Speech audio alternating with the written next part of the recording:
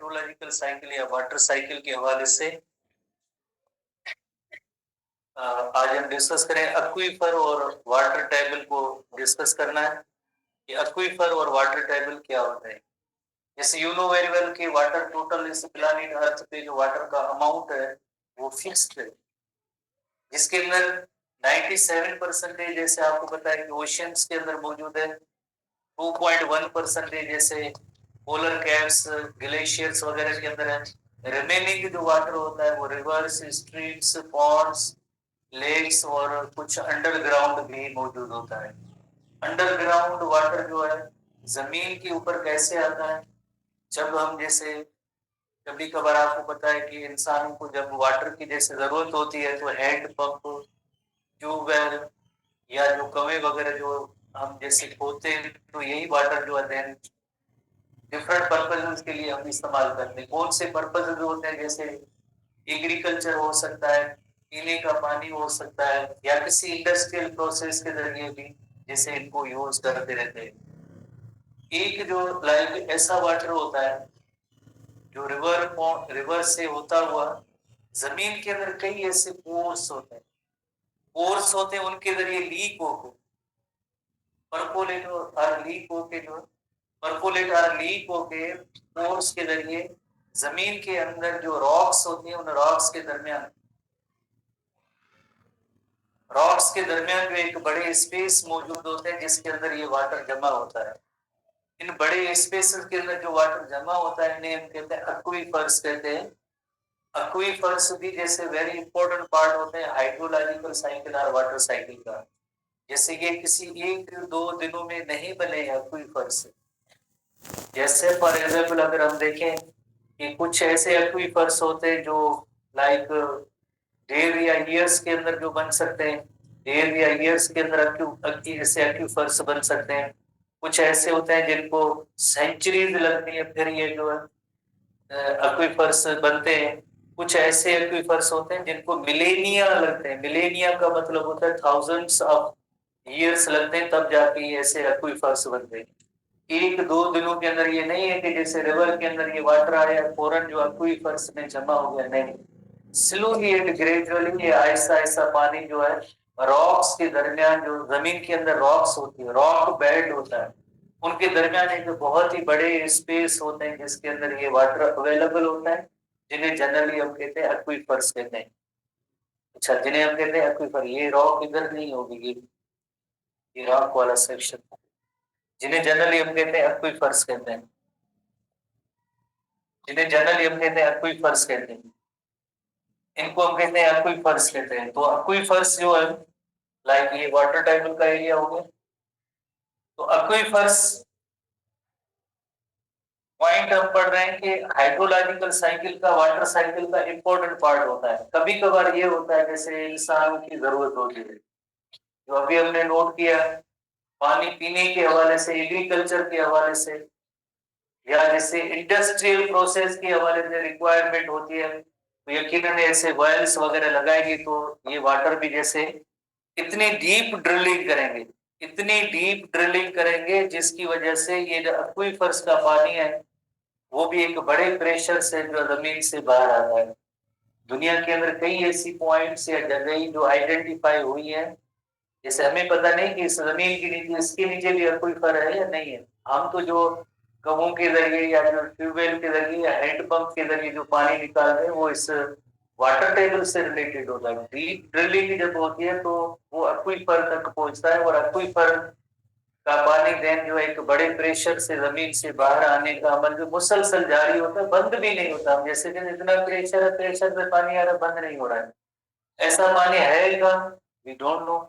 जब भी कब ड्रिलिंग वगैरह होती है तब पता चलता है कि हाँ ये इसके अंदर ज्यादा जो है प्रेशर, ये पानी है। तो कभी कभार ऐसे होता है कि जैसे फॉर एग्जाम्पल इनका बिला वजह गैर जरूरी एक्सप्लॉइटेशन, इस्तेमाल इतना ज्यादा होता है कि जैसे फॉर एग्जाम्पल इस जगह के लोग जो होते हैं वो जस्ट पीने का पानी जो इस्तेमाल करते हैं, उनके लिए जो ये वाटर टेबल है यहीं से पानी आता है। पर इस एरिया के अंदर जो है, फॉर एग्जाम्पल इस एरिया के अंदर एग्रीकल्चरल लैंड्स, इंडस्ट्रीज है, या जो बहुत ही ज्यादा जैसे ट्यूबवेल्स वगैरह लगा लिए, तो क्या होगा ओवरऑल ये जो एक्वीफर वाला जो रीजन है ये मुतासिर होगा। नेचुरल फिनोमेना ये है, कुदरती फिनोमेना कि जैसे हर चीज एक सस्टेनेबल मैनर में होनी चाहिए। फॉर एग्जाम्पल अगर हम कहीं थर्ड डेजर्ट के अंदर कई खाली ऐसी जगह पड़ी है, जमीन पड़ी है, हम कहते हैं कि नहीं इधर जो है एक हंड्रेड्स की तादाद में ट्यूबवेल लगाए और फसल लगाए, हमें बस इनकम मिलनी चाहिए, तो रिजल्ट क्या हुआ कि इनकम मिलेगी, मिलेगी जगह में मीठा पानी वगैरह वो कितने साल में फौरन ये जो एक्वीफर्स होंगे ये डिस्टर्ब होंगे और इसका इम्पैक्ट इतना होगा कि उसकी रिपेयर नहीं होगी पूरे इकोसिस्टम के हवाले से। तो नेचर के अंदर जो जितनी चीजें जिस फॉर्मेट में बनाई गई है उनका उस फॉर्मेट में रहना जरूरी होता है। ओवर एक्सप्लॉइटेशन ऑफ रिसोर्सेज अगर होगी तो ये वाटर साइकिल को डिस्टर्ब होगा। जैसे वाटर साइकिल आप देखेंगे एक्वीफर बनने में टाइम कितना लगता है, टाइम जो है फिर जो ये एक्वीफर बने, ऐसे नहीं कि एक दो दिनों में हो गए। तो इसके रिजल्ट में ये होगा कि पूरा डिसबैलेंस इकोसिस्टम होगा। अगर कोई भी एक नाइट्रोजन साइकिल है, वाटर साइकिल है या कार्बन साइकिल डिस्टर्ब होगा तो प्लैनेट अर्थ रहने की एबल नहीं होगी जहां पे कोई ज्यादा लिविंग ऑर्गेनिज्म रह सके। हाँ थोड़े अगर शार्ट साइटेडनेस हम सोचें अपने फायदे या मुफाद के लिए सोचें तो ये चलो ठीक है, जमीन का पानी हम निकालें, फसलें उगाएं, ये करें वो करें, पर अल्टीमेटली उसका इतना नुकसान होगा, डैमेज होगा, उसका देन कोई रिपेयर नहीं होगा। ये एक तो बड़ा लॉस होता है वाटर साइकिल के हवाले से कि एक्वीफर्स वगैरह डिस्टर्ब हो तो। हेडिंग पे आप आएंगे page number 322 aquifer and water table. Aquifer are transparent underground layers of the rock, sediment or soil that hold and transmit water. Water को होल्ड करने वाले उसको जो ऐसा स्पेस जो वाटर से भरा होता है रॉक्स के दरमियान जो होता है उसे देते हैं एक्वीफर देते हैं।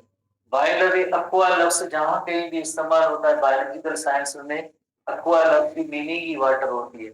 रॉक्स के दरमियान, रॉक बेड्स के दरमियान एक एरिया होता है that is called aquifer. So they play a significant role in Earth's hydrological cycle because they are the natural underground reservoir that contain huge amounts of fresh water. है तो इसके अंदर fresh water है, large amount भी मौजूद है, पर उनका जो यूज जो इस्तेमाल हो ऐसा वो सस्टेनेबल मैनर में हो। अगर ओवर एक्सप्लॉइटेशन करेंगे तो यकीनन इस हाइड्रोलॉजिकल साइकिल के अंदर डिस्टर्बेंस होगी। Aquifers develop over time and rain or surface water seep into the earth and slowly penetrates through the pores, layers of the rocks or sediment। इसे अभी हमने थोड़ी सी इलस्ट्रेशन बनाई है। यही सेम जो है जो प्रिसिपिटेशन होती है या जो ऐसे बारिशें वगैरह होती है किसी भी सोर्स के जरिए जो जमीन पे पानी आता है वही आहिस्ता आहिस्ता अंदर कई पोर्स है हमें नजर नहीं आते, नीचे जमीन के अंदर कई ऐसे पोर्स होते हैं जिनके जरिए स्लोली ये ग्रेव होती है, आहिस्ता आहिस्ता ये सीपेज इनकी होती रहती है और देन जो है एक्वीफर्स वगैरह बनते हैं। रॉक्स के दरमियान में भी जैसे सीपेज का अमल होता है तो एक्वीफर्स बनते हैं जिनको कई डेढ़ ईयर्स लग सकते हैं, सेंचुरी भी लग सकते हैं, मिलेनियम भी लग सकते हैं, बाद में इतने जाके एक्वीफर्स में बनते हैं। तो इसको जो है बड़ा टाइम जैसे वो लगता है because they have essential permeability to retain and share water. Sandstone, limestone and destroyed volcanic rocks are the most common types of rocks that produce the aquifer। जमीन के अंदर जैसे ये रॉक्स कैसे बने यही एक्वीफर प्रोवाइड कर रहे हैं ना, जैसे bed rock, BET bed rock, तो ये जो है या किसी वोल्केनिक एक्टिविटी या जो है जैसे लाइमस्टोन जो है जमीन के अंदर जो बने सख्त विसर्जित ताकि ऐसे वाटर को होल्ड कर सकें। तो इसी वजह से ये जो स्पेस जो बना है उसे जैसे एक्वीफर कहते हैं, सीपेज भले हो ऐसे ना हो ड्रेन मुको बन रहा हो, उसके लिए एक बड़े स्पेस जो बने इन वोल्केनिक एक्टिविटीज या इन अमल के जरिए जो ऐसे रॉक्स वगैरह बनी। So when water enters in aquifer it is trapped within the pore space और gaps of the rocks of the sediment. Very clear है, जब भी वाटर जैसे ड्रेन होके सीपेज होके आता है रॉक्स के दरमियान जो स्पेस है ये सारे भर जाते हैं जिससे कहते हैं एक्वीफर, कहते हैं that is called aquifer. wells are the natural springs can be used to acquire water when pressure forces it to the surface। तो जाहिर है जब भी कोई ट्यूबवेल वगैरह या ड्रिलिंग करते हैं तो उसके जरिए जैसे वाटर जो हम यहाँ से निकालते हैं, कभी में भी आपने सुना हो कि जमीन के अंदर किन ऐसी जगहों पे ड्रिलिंग की जाती है कि देन जो है इतना फोर्स से वाटर बाहर आता है कि वाटर को इसको बंद करना भी एक बड़ा इशू या मसला होता है, क्योंकि इधर का जो प्रेशर इतना ज्यादा होता है। इधर हमारे यहाँ उमरकोट से आगे एक ऐसा इलाका मिला है जिसके अंदर ड्रिलिंग हुई है और पानी जो मुसलसल बह रहा है। अजूबा अजूबा नथिंग बट एक्वीफर वाला जो पानी है जो मुसलसल चल रहा है प्रेशर से। सो अच्छा, so aquifers are necessary for the wide range of human activities including agriculture, industry and domestic water supply। तो इनको हम इस्तेमाल कर रहे हैं किन किन पर्पसेस में, जैसे एग्रीकल्चर के हवाले से, इंडस्ट्री के हवाले से, या इवन जो पीने के पानी के तौर पे भी इस्तेमाल किया जा रहा है। Several regions depend heavily on aquifers for irrigation as a source of drinking water। दुनिया के अंदर कई जगहों में जाहिर है ग्राउंड वाटर को भी जैसे हम इस्तेमाल करते हैं, जैसे थर डेजर्ट के अंदर जो लोग हैं, थर डेजर्ट के अंदर लोग तो ये कमों का जो पानी है वो इस्तेमाल करते हैं मोस्टली, अक्सर एरियाज के अंदर वो ग्राउंड वाटर से आता है। और जो जैसे डीप अगर ड्रिलिंग हो तो देन एक्वीफर से भी पानी आ सकता है। दुनिया के डिफरेंट रीजन्स के अंदर ऐसे एक्वीफर आइडेंटिफाई हुए हैं, पर उनका गलत इस्तेमाल ये होता है कि अगर लार्ज स्केल पे अगर इनका पानी इस्तेमाल इसी स्पीड के साथ होता रहा तो यकीनन एक बड़ी डिस्टरबेंस, डिस्ट्रक्शन का सबब बनेगा। इकोसिस्टम जो खास तौर पे जिसमें हाइड्रोलॉजिकल साइकिल होगा वो बैलेंस उसका नहीं रहेगा। However, aquifers must be maintained in a sustainable manner to avoid over exploitation and depletion of these resources। Maintain होने चाहिए। जैसे अभी हमने कहा कि जिसमें एक ह्यूमन की जो ग्रीड या लालच होती है वो इन रिसोर्सेज का जो है बेतरीके इस्तेमाल करने की वजह से, ओवर एक्सप्लॉइटेशन की वजह से ये सारी ऐसी जो नेचर की तरफ से जो स्ट्रक्चर्स है वो देन डैमेज होती है, देन उनका कोई रिपेयर नहीं होता। एक बार जैसे डैमेज इनका होता है तो देन कोई उसकी रिपेयर है ही नहीं। तो एक्सेसिव पंपिंग और aquifer pollution can cause water level depletion. Pumping ज्यादा करेंगे तो वाटर डेप्लीट होगा, वाटर के रिसोर्सेज में कमी आ जाएगी। और एक और salt water incursion into the coastal area. जैसे फॉर एग्जांपल ये वाटर आया कहाँ से, अगर हम सोचें कि इतना ज्यादा वाटर आया कहाँ से, आया तो रेन वाटर है, या जो ऐसे कल हमने पढ़ा था या प्रीवियस क्लास के अंदर, जब भी जमीन के अंदर ऊपर जो जमीन के ऊपर कुछ वाटर होता है तो आपको पता है Aahista Aahista slowly and gradually उसकी जो सीपेज का अमल भी जारी होता है।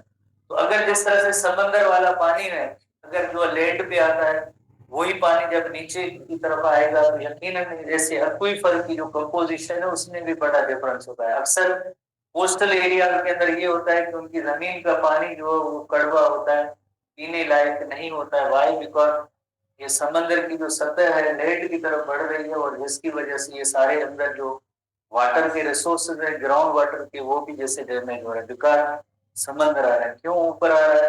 क्योंकि हमने जो है ना ट्रीज एक होते हैं कोस्टल बेल्ट पे होते हैं जैसे मैंग्रोव्स कहते हैं, उनको कट कर दिया है और जिसकी वजह से ये आगे बढ़ रहा है और पता नहीं कितनी हद तक वो जमीन खा जाएगा। बहरहाल उसका एक नुकसान ये भी होता है कि ग्राउंड वाटर है उसका भी नुकसान होगा। एज वेल एज जैसे एक और भी नुकसान है जैसे अंडरग्राउंड, अच्छा, कोस्टल एरिया में water quality degradation. Water quality degradation, water की क्वालिटी जो है खराब होती है। जैसे अगर हमें एक एग्जांपल लें कि जो टैंक से वाटर टैंक जो वाटर सप्लाई लाइन उससे पानी अगर गिरता है और जमीन पे कोई उसका इश्यू नहीं होता है, पर किसी एक शहर का सीवरेज वाटर है, ड्रेनेज वाटर है, वो जाके आप एंड करें किसी भी एक फर्टाइल लैंड में, जमीन में, तो आप देखेंगे उसी जमीन की क्या कंडीशन होगी। जितने भी पोल्यूटेंट्स होते हैं वो सब Aahista Aahista slowly and gradually उस ग्राउंड के अंदर जमीन के अंदर रहेंगे। फिर अगर हम उसका हैंड पंप के जरिए अगर उस पानी का इस्तेमाल ऐसा करेंगे तो यकीनन जो है उसकी क्वालिटी वो ऐसी नहीं रहेगी, तो देन हमें कई टॉक्सिन्स हमारी बॉडी के अंदर दाखिल हो सकते हैं। तो वाटर की क्वालिटी भी डिग्रेड हो रही है, साल्ट भी जा रहे हैं, एवापोरेशन का किन किन जगहों पे ज्यादा रेट होता है, किन जगहों पे जैसे एक्सेसिव पंपिंग होती है जिसकी वजह से ये सारे एक्वीफर्स जो है आगे जाके डिस्टर्ब हो सकते हैं। ठीक है ना, तो ये सारी चीज कंडीशन है। Understanding aquifer feature, recharge rates and vulnerability is critical for the effective water resource management. Aquifer planning, water level monitoring and and the implementation of sustainable practices for all the critical for sustaining the long-term supply and quality of the groundwater from aquifer. तो एक strategy होनी चाहिए जिस तरह से जिसका मन चाहे उधर जो है ड्रिलिंग करने और जितना वाटर निकालने रहे, ऐसे करने से ये होगा यकीनन जो वाटर साइकिल डिस्टर्ब हो सकता है। इसकी एक मॉनिटरिंग होनी चाहिए बराबर, कितनी लेवल पे जो ड्रिलिंग करनी चाहिए, कितने अमाउंट में वाटर बाहर निकालना चाहिए, तो इसकी कोई जो है एक जैसे कंट्रोल पे रेगुलेशन नहीं होता है, जिसकी वजह से अल्टीमेटली आगे जाके इस वक्त तो कोई नुकसान नहीं, पर आगे जाके ऐसे एक्वीफर डिस्टर्ब होते हैं। Water table on the other hand refers to the upper boundary of the surface of the saturated zone within the aquifer.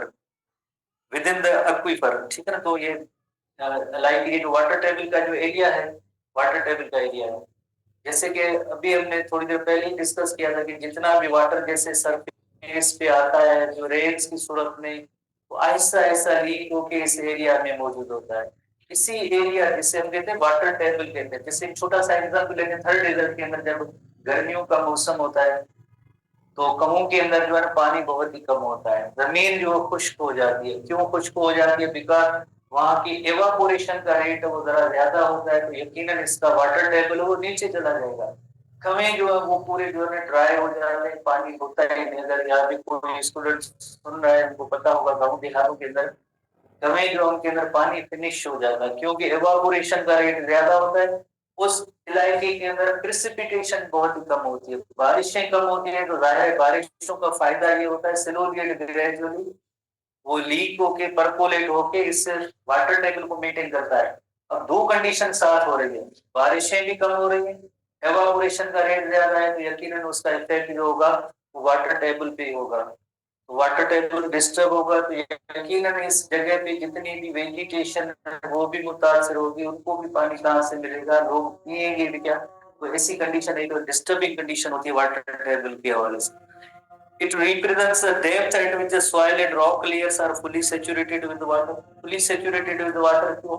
एक तरफ से जैसे ये लीक हो गया है और दूसरी तरफ से यहाँ से एक्वीफर भी मौजूद है। एक्वीफर उनका जो ये एरिया होता है तो यकीनन ये वाटर टेबल है। तो वाटर टेबल जैसे जिन किन किन इलाकों के अंदर ये वाटर इतनी सेचुरेशन होती है, थोड़ी सी ड्रिलिंग से आपको पता है कि यहाँ पे वाटर मिल जाता है, बिकॉज उनके अंदर रेन्स ज्यादा होती है और उसके अंदर लाइक जो इतना ज्यादा ओवर एक्सप्लॉइटेशन ऑफ वाटर नहीं होता है। पर जिन इलाकों के अंदर रेन्स नहीं होती है और एवापोरेशन का रेट ज्यादा, ओवर एक्सप्लॉइटेशन ऑफ वाटर ज्यादा होगी, तो ये वाटर टेबल जो नीचे चला जाएगा और इन इलाकों के अंदर पीने तक जो पानी है वो भी नहीं मिलता है। ये वाटर टेबल होता है। जो water table fluctuates depending on the factor such as the precipitation, evaporation, जो अभी हमने नोट किया। प्रेसिपिटेशन कम, एवापोरेशन ज्यादा, वाटर टेबल नीचे की तरफ चला जाएगा।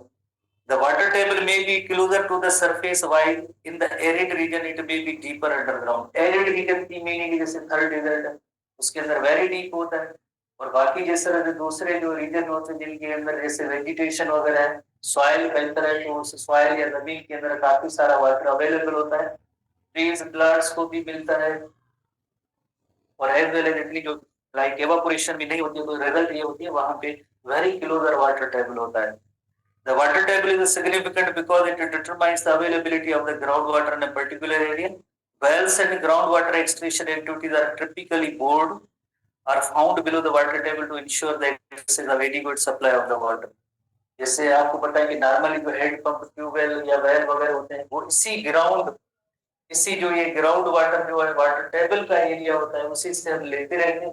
ये भी जिस तरह से प्रॉपरली मैनेज होना चाहिए, ऐसे ना हो जैसे पहले हमने नोट किया, हम इकोसिस्टम पॉइंट ऑफ व्यू से बात कर रहे हैं कि ओवर एक्सप्लॉइटेशन करेंगे, बिला वजह गैर जरूरी एक्सेसिव रिसोर्सेज का इस्तेमाल होगा, तो अल्टीमेटली ये होगा कि पूरा हाइड्रोलॉजिकल साइकिल या वाटर साइकिल डिस्टर्ब हो सकता है। तो ये सारी चीजें एक दूसरे से इंटर रिलेटेड होती हैं, बिल्कुल कॉम्प्लेक्स है। जैसे ऐसे नहीं है कि just only and only water cycle है। तो ये ऐसा क्यों हो रहा है? जाहिर है दुनिया का टेम्परेचर उसमें चेंजेस हुई है, एवापोरेशन ज्यादा होगी, एवापोरेशन ज्यादा होगी जमीन के अंदर पानी कम होगा, बारिशें नहीं होगी तो और ये वाटर की और भी कमी हो जाएगी। आजकल दुनिया के अंदर सबसे बड़ा इशू है ही क्लाइमेट चेंज का है, पानी की कमी का है।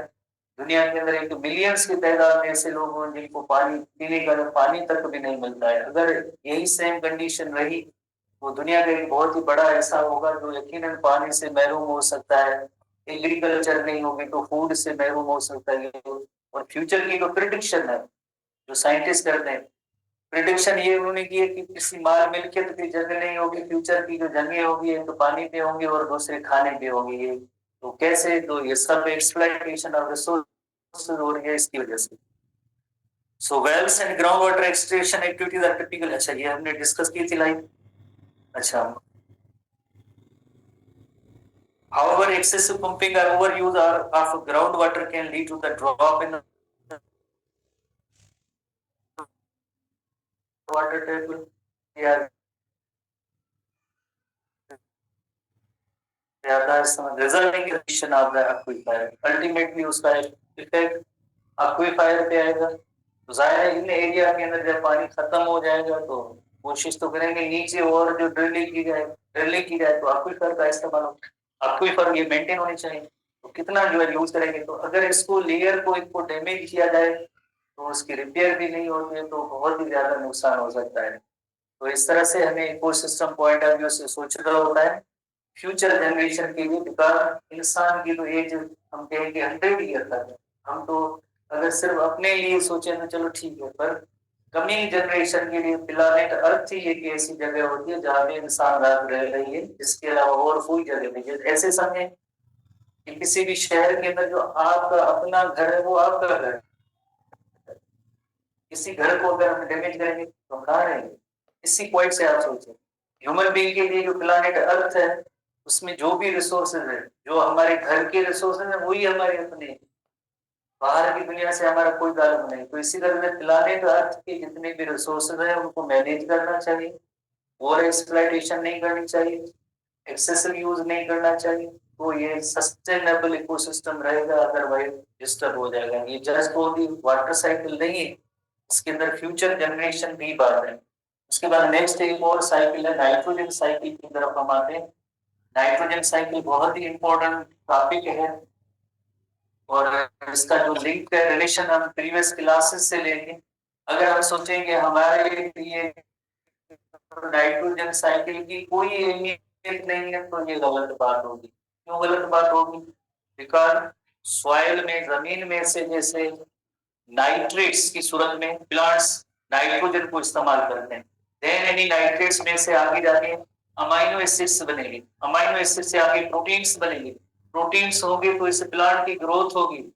ना फकत ये अपने लिए जो स्ट्रक्चर्स बनाएंगे पर इंटायर इकोसिस्टम के लिए, उसकी सर्वाइवल के लिए जो है जैसे हर्बीवोर्स हैं या कार्निवोर्स हैं वो सब डिपेंड करते हैं। टोटली ये सब इससे डिपेंड करते हैं, नहीं नाइट्रेट्स पे डिपेंड करते हैं। जब सॉइल के अंदर नाइट्रेट्स जो है प्लांट के अंदर एब्जॉर्ब होंगे तो ये सिलसिला आगे चल सकता है। नाइट्रेट्स के बगैर ये पॉसिबल ही नहीं। नाउ क्वेश्चन अराइज ये नाइट्रेट्स कहाँ से आते हैं? यू नो वेरी वेल कि एटमॉस्फेयर के अंदर जो है लाइक एयर मौजूद है, एटमॉस्फेयर के अंदर एयर मौजूद है और एयर की अगर कंपोजिशन देखी जाए तो 78% नाइट्रोजन है, 21% ऑक्सीजन है, बाकी अंदर गैसेज है। तो 78% इस एटमॉस्फेयर के अंदर मौजूद है। हम ब्रीदिंग भी करते हैं तभी जैसे एयर अंदर आती है, पर इससे नाइट्रोजन का हमें कोई फायदा नहीं होता। इससे ना प्रोटीन बनते ना नाइट्रेट बनते, कुछ भी नहीं बनता है। इसी तरह से ये अगर इस प्लांट को लग रही है स्टोमेटा ओपिना, इससे भी प्लांट को कोई फायदा नहीं होता है। प्लांट को फायदा तब होता है जब इस नाइट्रोजन का एटमॉस्फेरिक नाइट्रोजन ये नाइट्रेट्स में कन्वर्ट हो, और इस प्रोसेस को हम कहेंगे नाइट्रोजन फिक्सेशन। इस process is called nitrogen fixation. Nitrogen fixation काफी प्रोसेसेस के जरिए होती है। जैसे नाइट्रोजन साइकिल को अगर टोटल कैटेगरीज में डिवाइड किया जाए तो टोटल 4 इसके स्टेजेस होते हैं। जैसे पहला अमल होता है नाइट्रोजन फिक्सेशन, जिसमें होता यह है कि atmospheric free nitrogen is converted into the nitrates. Then nitrates को कौन इस्तेमाल करता है? Green plants. ये अमल होगा इसे असिमिलेशन। जब असिमिलेशन हो जाएगी, इसको नाइट्रोजन फिक्सेशन होगी, प्लांट अपने टिश्यूज के अंदर कंपाउंड इसमें आगे बनेंगे, वही कंपाउंड आगे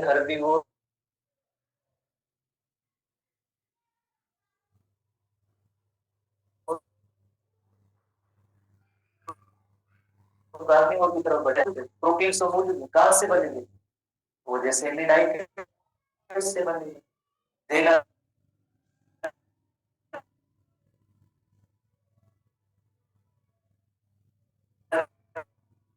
उनकी जगह से नाइट्राइट से वापस नाइट्रेट्स बन सकते हैं। इसी तरह से जब जमीन के अंदर नाइट्रेट्स बहुत ही ज्यादा होते हैं तो कुछ ऐसे बैक्टीरिया होते हैं जो इन्हीं नाइट्रेट्स को वापस फ्री या एटमॉस्फेरिक नाइट्रोजन में भी कन्वर्ट कर सकते हैं। तो इसका मतलब ये हुआ कि ये 78% जो नाइट्रोजन एटमॉस्फेयर के अंदर मौजूद है वो एटमॉस्फेयर से सॉइल या जमीन में आती है, जमीन के बाद लिविंग ऑर्गेनिज्म के बाद फिर वापस जमीन में ऐसी चलती रहती है। तो इस साइकिल को हम कहते हैं, ये भी एक बायोजियो केमिकल साइकिल है, नाइट्रोजन साइकिल, जिसके स्टेप्स को हम कल डिटेल में पढ़ेंगे। पहला स्टेप जैसे उसका है नाइट्रोजन फिक्सेशन, दूसरा स्टेप जैसे आप आएंगे तो दूसरा स्टेप है that is the nitrification. Nitrification में अमोनिया पहले नाइट्राइट में कन्वर्ट होगी, then nitrites are converted into nitrates. सारा बैक्टीरियल एक्शन की मदद से होगा। तीसरा प्रोसेस है डीनाइट्रिफिकेशन।